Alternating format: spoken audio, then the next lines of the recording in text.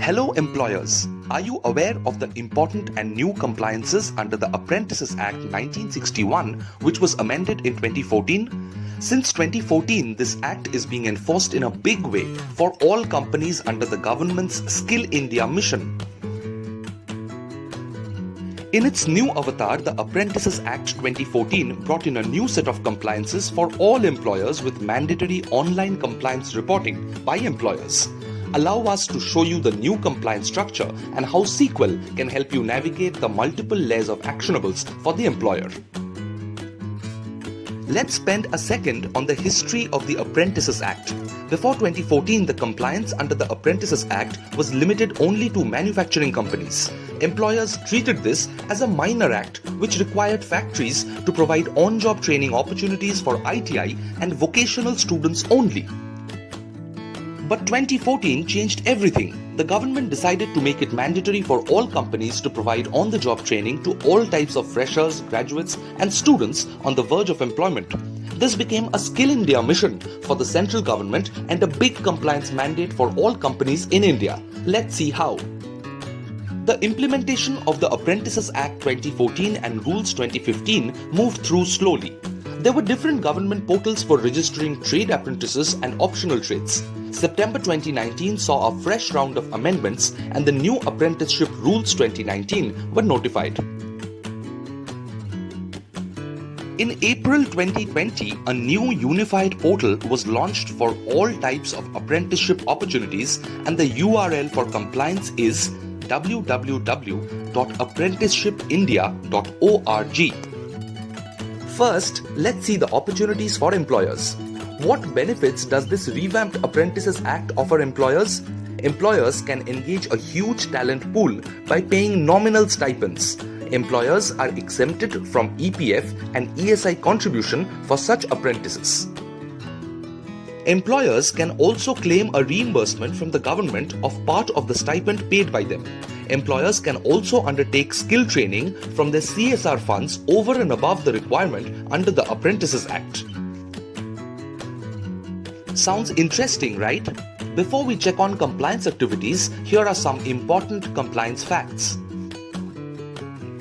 All establishments having workforce regular and contract employees of 30 or more are mandated to undertake apprenticeship programs in a range from 2.5% to 15% of its workforce, including direct and contractual employees, every year. For example, an establishment with total strength of 100 can engage a minimum of 3 apprentices and a maximum of 15 apprentices. For establishments having a workforce between 4 to 29, this is optional. Establishments with a workforce of 3 or less are not permitted to engage apprentices. Employers can claim a reimbursement of 25% of the prescribed stipend, subject to a maximum of Rs 1,500 per month per apprentice. Employers and establishments interested to avail the benefits of NAPS must fulfill the following conditions. Contracts of apprenticeship must be uploaded on the portal. The courses they operate under the apprenticeship program must be aligned with the National Skill Qualification Framework.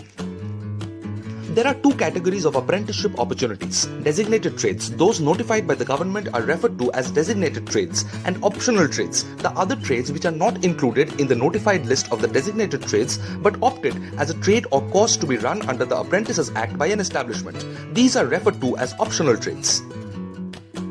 As on 18th May 2020, there are 261 designated trades and 336 optional trades across 37 industry sectors available for apprenticeship training. Please refer the updated list of trades and sectors at the following links below.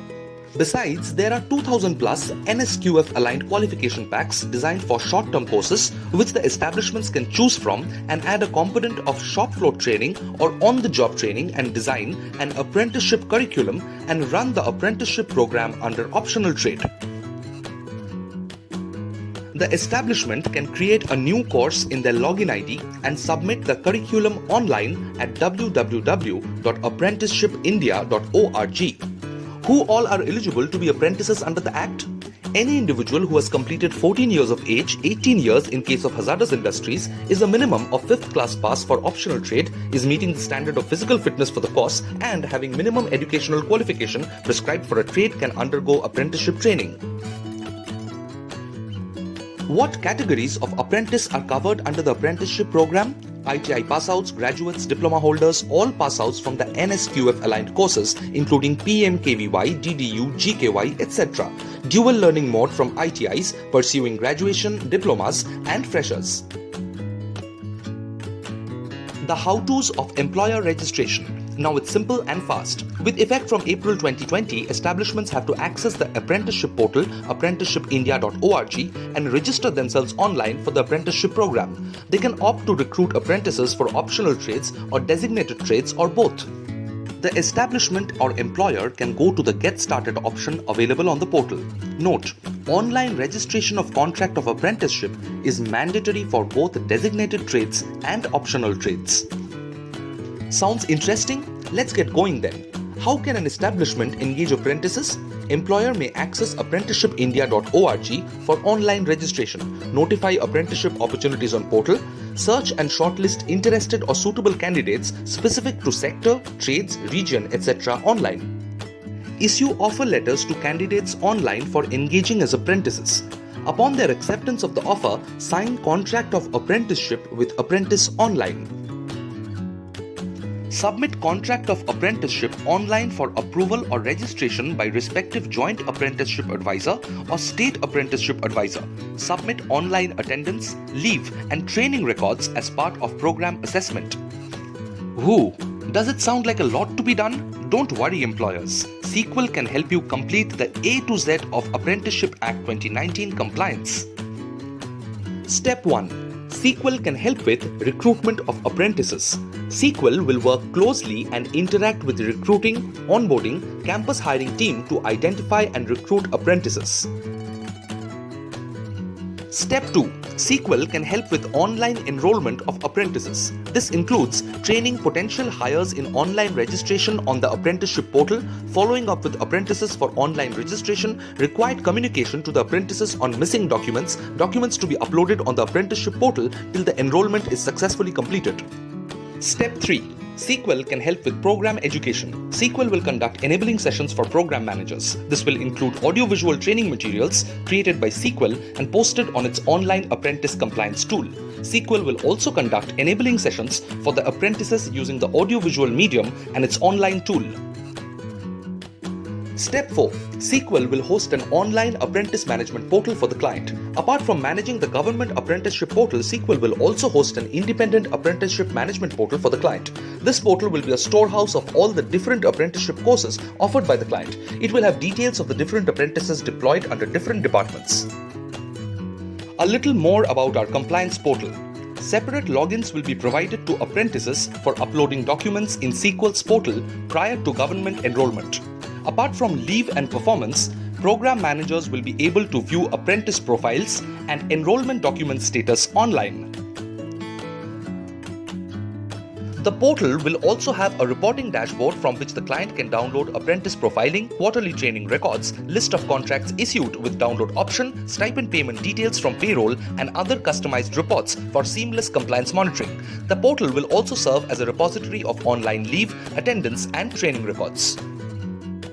Step 5. Reporting employers' compliance online on the government portal. From April 2020, all compliances starting from registration of establishment to registration of contracts to marking monthly attendance, leave and training records is online on the apprenticeship portal. C-Quel will update all these details online on the apprenticeship portal on behalf of the client. Step 6. C-Quel can help with filing reimbursement claims.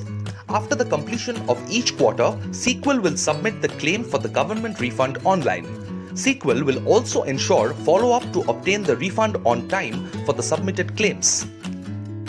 Step 7. Interactions with stakeholders and apprenticeship authorities. C-Quel's in-house legal and government licensing teams will prepare responses to show causes, notices and interact with government authorities. Inspections will be handled by C-Quel's compliance team.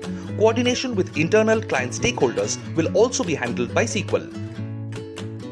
As you can see, C-Quel offers you a highly automated and scalable apprenticeship compliance management system, though with a solid human touch and robust support desk. No automated responses. Right from apprentice recruitment to enrollment to online compliance to refunds to inspections, we will handle the entire gamut of apprenticeship compliances for you.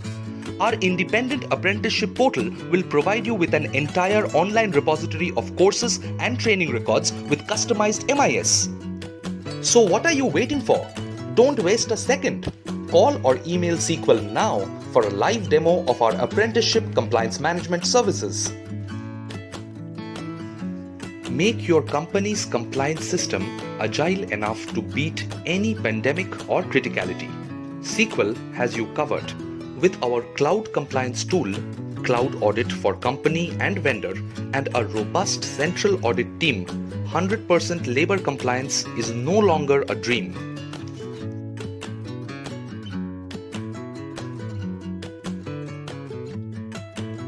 If you have the will, we have the way.